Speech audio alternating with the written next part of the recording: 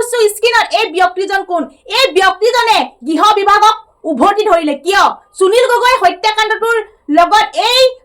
ব্যক্তিজনৰ লগত কি সম্পৰ্ক আৰু কিয় গৃহ বিভাগক উভতি ধৰিলে এজন ব্যক্তিয়ে কি ক'লে আপোনালোকক ভিডিঅ' ক্লিপৰ সৈতে মই দেখাম এজন কোন সুনীল গগৈ কি হয় নে জাহাংগীৰ হুছেইনৰ কিবা লাগে কিয় গৃহ বিভাগক উভতি ধৰিলে আৰক্ষী প্ৰশাসনক কিয় উভতি ধৰিলে ইমান হট সাহস কৰি আহি গৃহ বিভাগক আৰক্ষীসকলক কিয় উভতি ধৰিলে মই আপোনালোকক ভিডিঅ' ক্লিপৰ সৈতে দেখাম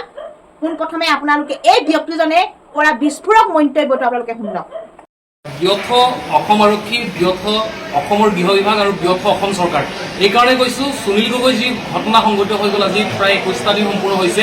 সুনীল গগৈ ঢকুৱাখানাৰ যিটো নাৰকীয় ঘটনা সংঘটিত হৈ গ'ল ঢকুৱাখানাৰ সভ্য সমাজক কলুষিত কৰা যিটো ঘটনা হৈ গ'ল এই ঘটনাৰ ক্ষেত্ৰত কিন্তু অসম চৰকাৰ চূড়ান্তৰূপে ব্যৰ্থ হৈছে অসম আৰক্ষী ব্যৰ্থ হৈছে আজি সুনীল গগৈ আমি প্ৰথমতে ভাবিছিলোঁ সুনীল গগৈ হত্যা কৰি কোনোবা দুষ্ট চক্ৰ পলাই গৈছে কিন্তু আজি কেইটামান দিনৰ আগত অসমৰ লখিমপুৰ জিলাৰ আৰক্ষী অধীক্ষক বাইদেৱে সংবাদমেল যোগে তেওঁ কৈ দিলে যে সুনীল গগৈ যি মৃতদেহ উদ্ধাৰ হৈছিল সেইটো সুনীল গগৈ মৃতদেহ প্ৰকৃতাৰ্থত নহয় প্ৰকৃতাৰ্থত মৃতদেহ আছিল সুনীল গগৈ ঘৰত কাম কৰা ৰাজমিস্ত্ৰী জাহাংগীৰ হুছেইনৰ তাৰপিছতে গোচৰটো এটা নতুন ৰূপ ল'লে নতুন ৰূপ লোৱাৰ পিছত তদন্তৰ বাবে সুনীল গগৈৰ পত্নী পুত্ৰক লৈ অনা হ'ল ঢকুৱাখানালৈ মতা হয় প্ৰতিটো দিন আজিতে কিন্তু আজি দিন পৰ্যন্ত সুনীল গগৈ ক'ত আছে সুনীল গগৈ জীৱিত আছে নে মৃত আছে সুনীল গগৈ পৰিয়ালৰ মানুহে দাবী কৰিছে সুনীল গগৈ জীয়াই থকা নাই গতিকে সুনীল গগৈৰ লগত যে কিবা ৰাজনৈতিক চক্ৰান্ত জড়িত হৈছে বুলি পৰিয়ালৰ লোকে দাবী কৰিছে এই গোটেই বস্তুখিনি উপযুক্ত উত্তৰ কিন্তু অসম আৰক্ষী দিব পৰা নাই আজিলৈকে গতিকে এই ক্ষেত্ৰত অসম আৰক্ষী চূড়ান্তৰূপে ব্যৰ্থ হৈছে ইয়াৰ প্ৰমাণ হৈ গৈছে ঢকুৱাখানা এখন সভ্য সমাজৰ স্থান এনেকুৱা এখন ঠাইত এনেকুৱা এটা নৃশংস হত্যাকাণ্ড সংঘটিত হৈ গ'ল কিন্তু অসম চৰকাৰৰ গৃহ বিভাগৰ যিজন দায়িত্বত আছে অসমৰ মাননীয় মুখ্যমন্ত্ৰীগৰাকী যিহেতু গৃহ বিভাগৰ দায়িত্বত আছে তেখেতৰ যিটো পোনপটীয়া হস্তক্ষেপ হ'ব লাগিছিল এই ক্ষেত্ৰত কিন্তু আমি পোনপটীয়া হস্তক্ষেপ তেখেতৰ আমি দেখা নাই গতিকে আমি দাবী জনাইছোঁ ছাত্ৰ সন্থাই দাবী জনাইছোঁ যাতে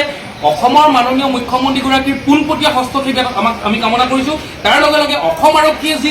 জাহাংগীৰ হুছেইনৰ যি ছিন্নমুণ্ড এই ছিন্নমুণ্ড বিচাৰি জাহাংগীৰৰ পৰিয়ালে হাহাকাৰ কৰি আছে জাহাংগীৰৰ পৰিয়ালক আমি নিউজত দেখি আছোঁ জাহাংগীৰৰ পৰিয়ালে যিটো জানাজা প্ৰক্ৰিয়া ইছলাম ধৰ্মৰ যিটো জানাজা প্ৰক্ৰিয়া সম্পন্ন কৰিবৰ কাৰণে তেওঁলোকক দেশৰ কোনোবা এটা নহয় কোনোবা এটা অংশ লাগে গতিকে তেওঁলোকে ছিন্নমুণ্ডটো যিহেতু জ্বলি যোৱা নাই বুলি অসম আৰক্ষীয়ে কৈ দিয়াৰ পিছত ছিন্নমুণ্ডটো অসম আৰক্ষীয়ে আজি পানী সিঁচি আজি দিন পৰ্যন্ত ছিন্নমুণ্ড কিন্তু বিচাৰি পোৱা নাই সেয়া সুনীল গগৈৰে ছিন্নমুণ্ড হওক অন্যথা জাহাংগীৰ হুছেইনৰে হওক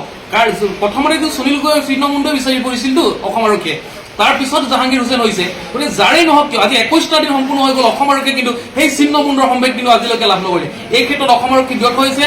আমি এটাই কামনা কৰিছোঁ অসম আৰক্ষীক এটাই দাবী জনাইছোঁ অসমৰ গৃহ বিভাগক এটাই দাবী জনাইছোঁ অসম চৰকাৰক এটাই দাবী জনাইছোঁ যাতে এই যি দুটা পৰিয়াল সুনীল গগৈৰ পৰিয়াল আৰু জাহাংগীৰ হুছেইনৰ যি দুটা পৰিয়াল এই দুটা পৰিয়ালৰ লগতে ন্যায়িকামী ঢকুৱাখানা জনতাক যাতে অসম চৰকাৰ অসমৰ গৃহ বিভাগ আৰু অসম আৰক্ষীয়ে যাতে ন্যায় প্ৰদান কৰে তাৰ কাৰণে আমি ঢকুৱাখানা মহকুমা ছাত্ৰ সন্থাই দাবী জনাইছোঁ বিগত কিছু কাৰ্যকলাপ আমি দেখিছোঁ বিগত কিছুমান সময়ত আমি দেখিছোঁ অসম আৰক্ষীয়ে যিকোনো এটা ধৰণৰ যদি তদন্ত কৰিবলগীয়া হয় কোনোবা এটা যদি ক্লু বিচাৰিবলগীয়া হয় সাধাৰণ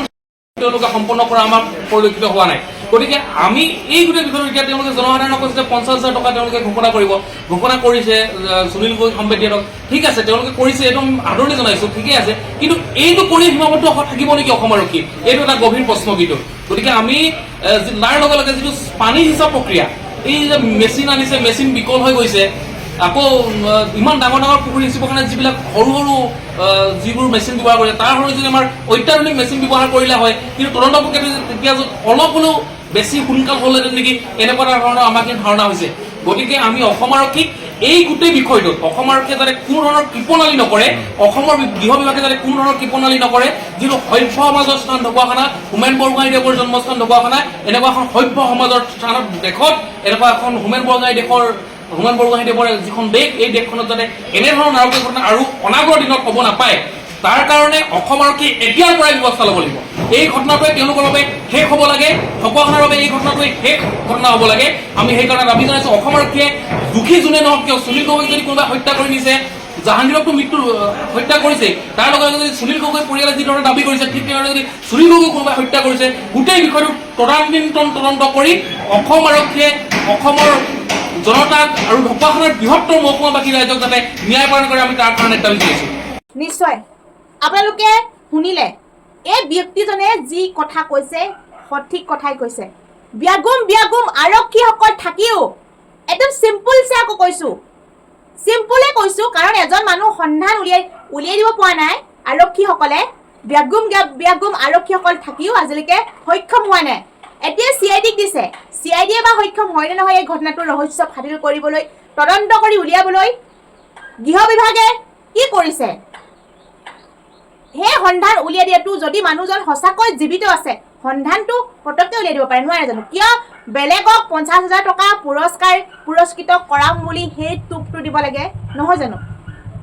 আৰু এতিয়া CIDক যিহেতু দিছে, CIDয়ে সফল হ'বনে নহ'ব তাকো আমি গম নাপাওঁ, নহ'বও পাৰে, কাৰণ তেনেকুৱা ঘটনা হৈ গৈছে, নহয় জানো? জোনমণি ৰাভাৰ কথালৈ মনত পেলাওক, আৰক্ষীসকলে লৈছিল হাতত, আৰক্ষীৰ পৰা CIDয়ে গ'ল, CIDৰ পৰা CBI। আজিলৈকে তেনেকুৱা হৈ আছে এনেকুৱা ঘটনা। আজিলৈকে অপৰাধী ন্যায় পাইছে বুলি আপোনালোকে ক'ৰবাত শুনিছেনে? নে কঠোৰতম শাস্তি পাইছে বুলি আপোনালোকে শুনিছে? নাই শুনা। এতিয়া নিৰপেক্ষভাৱে তদন্ত কৰিবনে CIDয়ে, নে ইয়াতো পক্ষপাত ল'ব? সেইটো এটা বহুত চিন্তনীয় বিষয় হৈ গৈছে, কাৰণ জাহাংগীৰ হুছেইন সুনীল গগৈ কেছটো লাহে লাহে হাম কাটিছে। সেইকেইদিন যেনেকৈ নিউজত বাজি আছিল, নতুন তথ্যসমূহ আমি পাই আছিলোঁ। আজি কালিৰ পৰা ইমান তথ্য আমি নাই পোৱা। আৰু CID যেতিয়া হাতত ল'লে বুলি যিটো নিউজ পাইছিলোঁ, আৰু এতিয়া দেখোন নিউজ বজাই নে হাত দাঙি গুচি গ'ল CIDও, আমি নোৱাৰোঁ বুলি। তেনেকুৱাই হ'ব, আপোনালোকে চাই থাকক। আৰু ন্যায় পাব বুলি মই নাভাবোৱেই, আৰু তদন্ত কৰি যে সুনীল গগৈও সন্ধান পাব বুলি মই সেইটো আশা কৰা নাই। কিন্তু যদি সন্ধান পায় ভাল লাগিব, কিন্তু মানে যিটো আমাৰ হৈ গৈছে অসমত আজিলৈকে ন্যায় নাই পোৱা, সেই কথাষাৰলৈ কৈছোঁ। সন্ধান যে পাব সেইটো মই ভাবা নাই, মানে আশা কৰা নাই, ইমান আশা ক্ষীণ হৈ গৈছে। অতি শীঘ্ৰে ন্যায় পোৱাটো আমি বিচাৰোঁ, আৰু সুনীল গগৈ সন্ধান উলিয়াই দিয়াটো আমি বিচাৰোঁ। আজিলৈকেতো তেনেকুৱা একো মানে ভাল বাতৰি শুনাই নাই যে আমুকত সুনীল গগৈ লুকাই আছে, তামুকত। কিন্তু ফোন কল ৰেকৰ্ডিঙৰ পৰা এটা পিছত এটা আৰু আহি আছে, আৰু ঘটনা নতুন মূৰ লৈছে। আৰু জয়ন্ত গোস্বামী নাম বাৰে বাৰে লৈছিল যদিও আজিলৈকে জয়ন্ত গোস্বামীক জেৰা নকৰিলে, মুকলি আকাশৰ তলত ঘূৰি ফুৰিল। আৰু বেগম পুলিচ প্ৰশাসন থাকিও এই কেছটোত ৰহস্যসমূহ উলিয়াই দিব নোৱাৰিলে। বহুত এটা লজ্জাজনক, গম পাইছেনে? কাৰণ আমাৰ অসমত যদি ডাঙৰ ঘটনা হয়, একো ৰহস্যই ফাদিল কৰিব নোৱাৰে, একো মানে আইনে ন্যায় দিবই নোৱাৰে, ৰক্ষকে ভক্ষক হোৱাৰ আগতে হৈ যায়। কাৰণ এজন ঢকুৱাখানাবাসী মুৰব্বীয়ে কৈছিল এই কেছটোৰ লগত চৰকাৰ জড়িত আছে, পুলিচ প্ৰশাসন জড়িত আছে। সেই কথা মই কোৱা নাই, আপোনালোকে ঢকুৱাখানা নিউজ চালে গম পাব। যিটো আপোনালোকে গৈ চাবগৈ, তাতো এজন ব্যক্তিয়ে তাত নেকি ঢকুৱাখানাবাসী একদম মুৰব্বীয়ে কৈছিল এই কথাষাৰ, মই কোৱা কথা নহয়। আৰু যেনেকৈ যদি তেখেতে কোৱা মতে যদি আৰক্ষীসকল জড়িত আছে, ৰক্ষকে যদি ভক্ষক হয়, আৰু আপোনালোকে ভাবেনে ন্যায় পাব বুলি? নাপায়। আৰু হ'লেও আমি আশাবাদী, যিহেতু CIDক হাত দিছে, CIDয়ে অৰ্পণ কৰিছে, ভাল এটা খবৰ আনি দিব বুলি আমি সকলো অপেক্ষা কৰি আছোঁ, যাতে সুনীল গগৈ সন্ধান পায়। কাৰণ সুনীল গগৈক সন্ধান পালেহে গোটেই ঘটনাটো ৰহস্য ফাদিল হ'ব। বৰ্তমান সুনীল গগৈ ওলালে হৈ যাব, আৰু বাকীখিনি ইমান আমি ক'বলৈ নাযাওঁ। যদি সুনীল গগৈ জীৱিত আছে আৰু বিচাৰি উলিয়াইটো ইমান টান কাম বা কঠিন কাম বুলি নাভাবোঁ, কাৰণ CID বা আৰক্ষীসকলে আমাৰ সাধাৰণ জনসাধাৰণে নোৱাৰিব পাৰে উলিয়াই দিব, কিন্তু CID আৰক্ষীয়ে ইমান কঠিন নহয় এজন পলাই যোৱা মানুহ বিচাৰি উলিয়াবলৈ। কাৰণ মাটিতলত থাকিও মানুহ উলিয়াই দিয়ে, বা মাটিৰ তলত থাকিও মানুহে হাৰি যাব নোৱাৰে, তাৰ পৰা উলিয়াই আহে। সাধাৰণ এজন সুনীল গগৈ ক'লেও বেয়া নহয়, যদি জীৱিত যদি আছে, সন্ধান উলিয়াটো ইমান কঠিন কামো নহয় আৰক্ষী আৰু CIDয়ে। আমি অৱশেষত এটাই কামনা কৰোঁ, DGP JP সিং ডাঙৰীয়াক আহ্বান কৰোঁ যে এই সুনীল গগৈ ঘটনাটো ন্যায় দিয়াব লাগে, আৰু সুনীল গগৈ সন্ধান উলিয়াই প্ৰকৃত ৰহস্য ফাদিল কৰাটো আমি বিচাৰোঁ। আৰু CID যাতে নিৰপেক্ষভাৱে কামখিনি কৰক, ভালকৈ হাতত লওক, আৰু গোটেই ঘটনাটোৰ ৰহস্য উলিয়াইলৈকে আমি অপেক্ষাত মাতোঁ। ধন্যবাদ।